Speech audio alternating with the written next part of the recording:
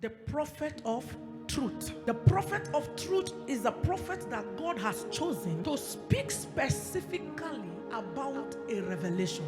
They are sent to speak truth. They don't care who you are. They don't care where you come from. They don't care whoever you are. They speak truth. One of such prophets is the prophet Jeremiah. Jeremiah found himself in so much trouble. Jeremiah found himself in so much pain. Jeremiah was arrested so many times. Jeremiah was thrown into the pit so many times. Jeremiah was tormented so many times. Because of what? Jeremiah speaks truth. And the truth that Jeremiah speaks to the kings, they hate to hear that truth. So you can see a prophet who is highly persecuted by a certain nation or place of people that if you look carefully, you will realize that they speak truth. Jeremiah was not a prophet who was speaking his own words. Even there are times God will tell Jeremiah things and Jeremiah feel like, I don't want to go. Because the last one I went, I was beaten. The last time I went, I was thrown in the cell and there was no angel. At least in the time of Peter, there was angel that came to carry them. Did you see any angel that saved Jeremiah? No one angel came to Jeremiah's rescue because Jeremiah was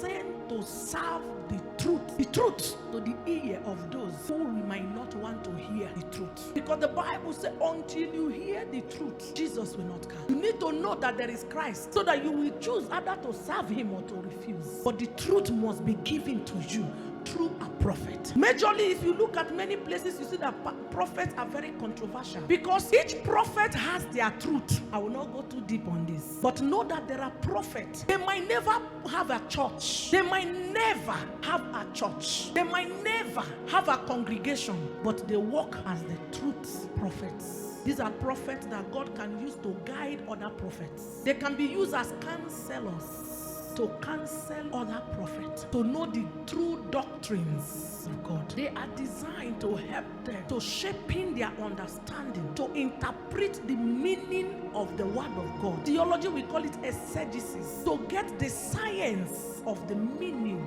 of what God is saying to his people. So you must understand that when you see some prophets, they speak truth that does not look like truth. They will not speak a truth that you will understand. Let me take you to 2 Kings.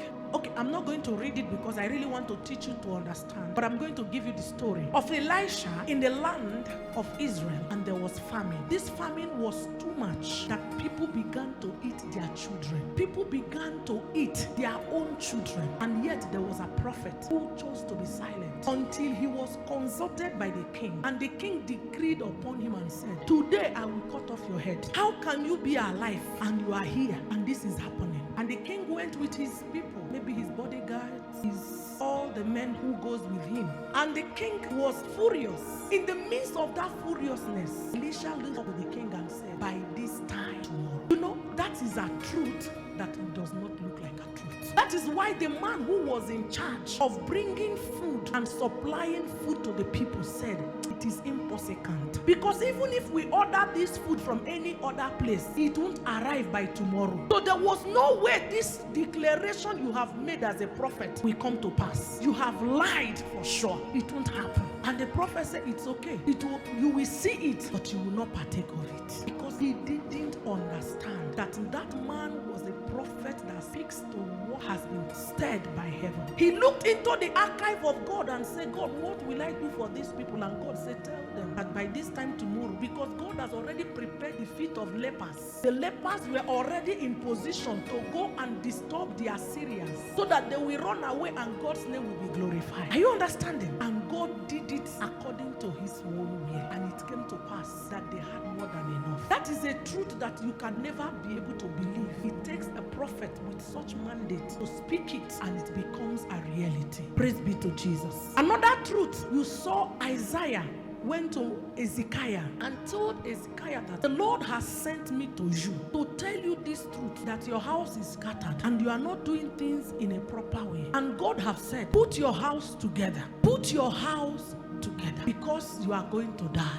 Isaiah was not praying for Hezekiah. It is God who went and met Isaiah and sent him on an errand to Hezekiah. Maybe God would have gone to Hezekiah by himself, but he chose to send the prophet to speak a truth that was happening in the house of Hezekiah for truth. But that truth did not look like truth, because in the end of it, did Hezekiah die? He lived for another 15 years. But the heart of Hezekiah, he would have wondered, is it that God did not send him, or he framed it just to intimidate me as a king because he's a prophet? So the truth that comes with a prophet of truth, you don't need to understand it as an individual, because he wasn't speaking your truth. He was speaking the truth of he who sent him.